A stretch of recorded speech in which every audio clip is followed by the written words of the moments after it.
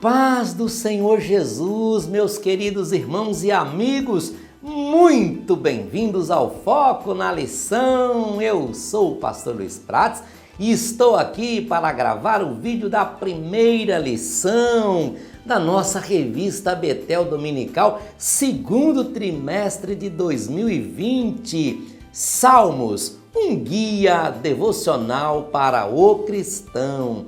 Esta belíssima revista é comentada pelo pastor Adriel Gonçalves Nascimento. Ele é o segundo vice-presidente da Assembleia de Deus, Ministério de Madureira, na linda cidade de Uberlândia, Minas Gerais. Ele é bacharel em teologia, é advogado tributarista, pós-graduado em Direito Tributário e Direito Empresarial, entre outros. Mas o mais importante é que ele é um autêntico servo de Deus. E estes são os principais objetivos que ele separou para esta lição. Primeiro, apresentar uma visão panorâmica dos Salmos. Segundo, mostrar a importância dos cânticos. E terceiro, destacar alguns termos específicos dos Salmos.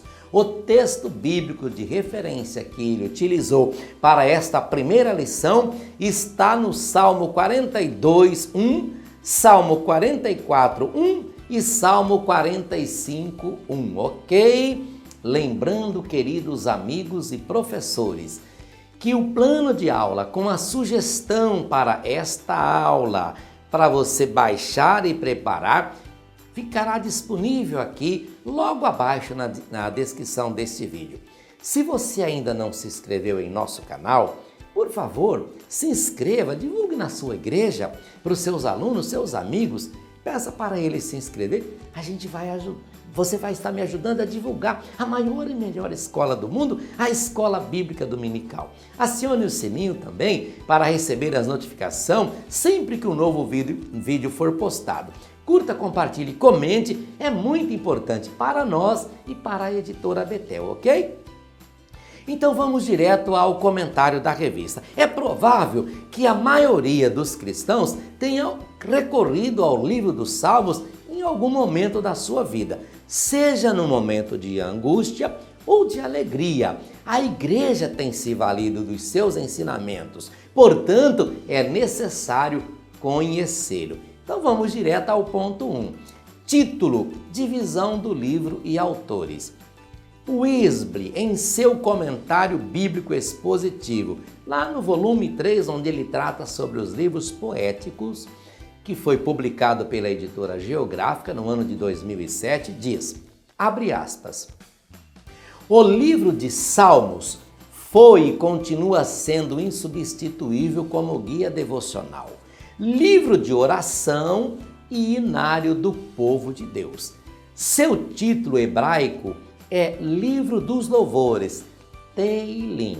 A tradução grega do Antigo Testamento, a Septuaginta, empregou o termo Salmos no lugar de Teilim, sendo que o termo grego quer dizer um cântico entoado com acompanhamento de um instrumento de cordas.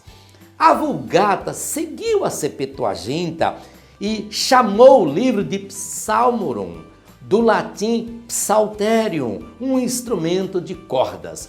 A versão King James adotou esse termo e assim temos o livro dos Salmos, fecha aspas. Bela, né? Bela introdução esta do Wesley, não? Que lindo, não? Traz pra gente um pouco mais de compreensão. O livro dos Salmos não se resume a uma canção, mas ensina, alerta e traz à memória os feitos de agir de Deus. Queridos irmãos e amigos, é comum considerar a divisão do livro de Salmos em 5 livros. Então vamos lá. Primeiro livro, Salmo do 1 ao 41. Segundo livro, Salmo 42 ao 72. Terceiro livro, Salmo 73 ao 89.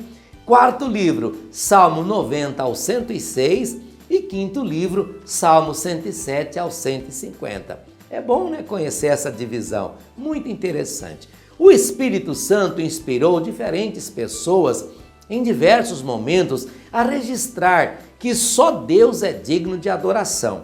Davi foi o que mais escreveu os salmos, mas podemos citar outros, como os filhos de Corá, Asaf, o rei Salomão e Moisés, ok?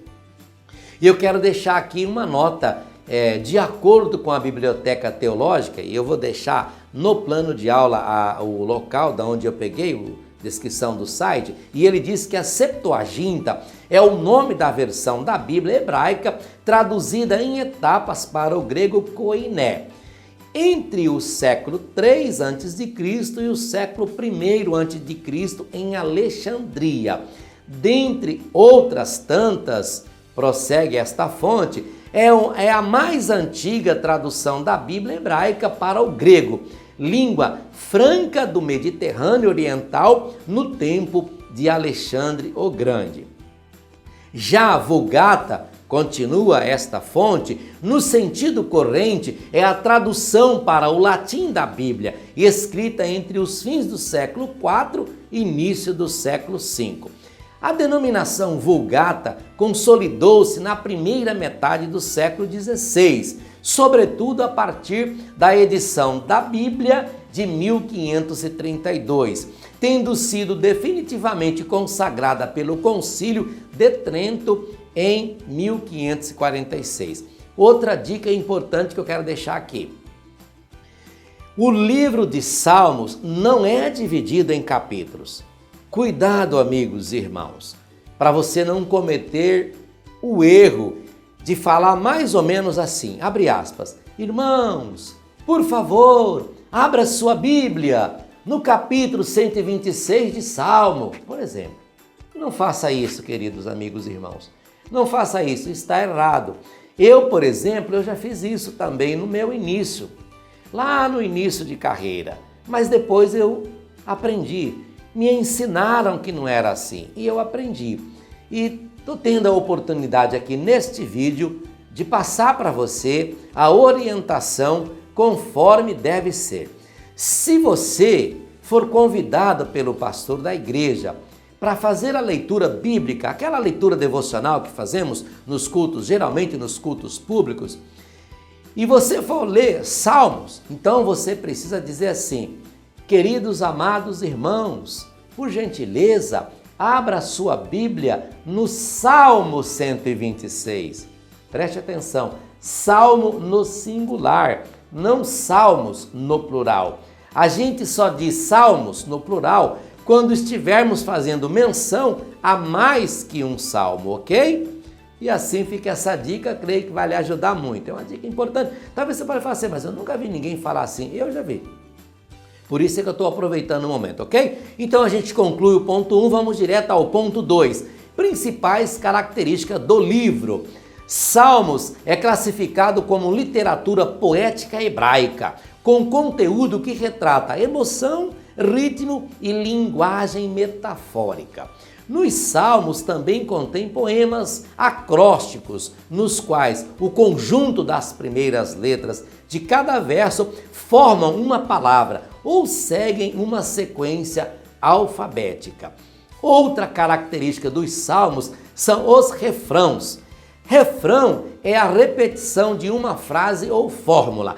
Trata-se de um modo de combinar e organizar o pensamento, ok? E assim a gente fecha o ponto 2, vamos direto ao ponto 3.